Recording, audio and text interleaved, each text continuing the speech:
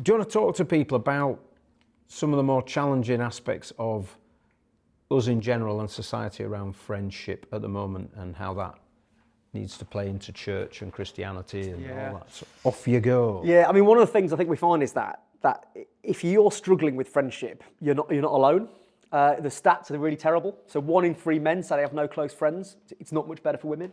And it's not just it's a generational thing as well. So 40% of young adults who are meant to be the most connected generation in history say they always often feel lonely. You know, end of last year, the World Health Organization said that loneliness is a global pressing health concern.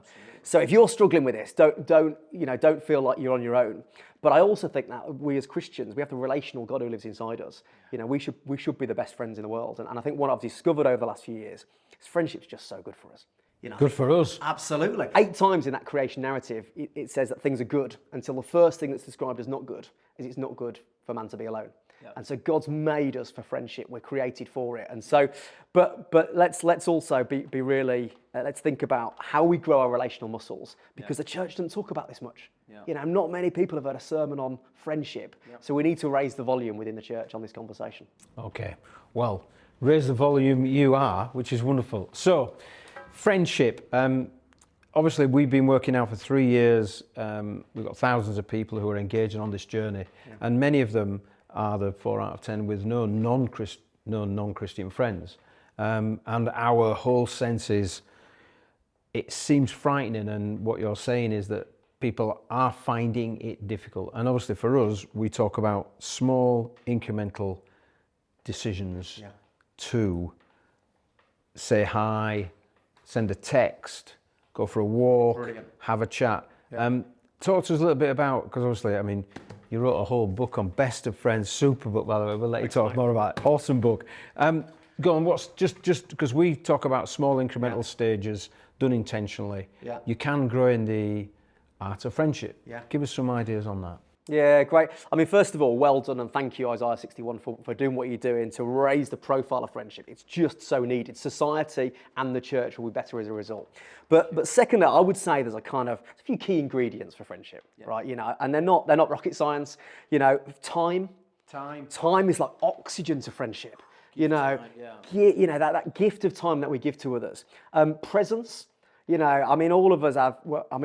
The trauma of the pandemic, where we weren't able to be, you know, like we are now. This would not be as good a conversation if it were on Zoom. No. You know, and emojis and GIFs and FaceTimes are great, but there's nothing like being in the physical presence of one another. And then vulnerability, I would say, is the third absolutely key ingredient. And I'm sure you and I have both known, and maybe you at home have had the same, where you open your heart to someone, there's something that happens in that dynamic. Either that person says, whoa, and you don't go any deeper. But more often than not, especially in my close friends, that gives permission then for the other person to just open up. And then you get into this kind of virtual spiral of intimacy and depth and trust. Trust at the heart of friendship. But that's not possible with the amount of time, with the amount of presence of being with people, and then the vulnerability moments. And when we open our hearts and say, do you know, I'm really struggling, I'm really hopeful or fearful of this. You know, it's a beautiful quote that says, if you want acquaintances, tell them your successes. But if you want friends, tell them your hopes, your fears, your dreams, and your failures. That stuff just, you know, really helps us deepen those relational moments.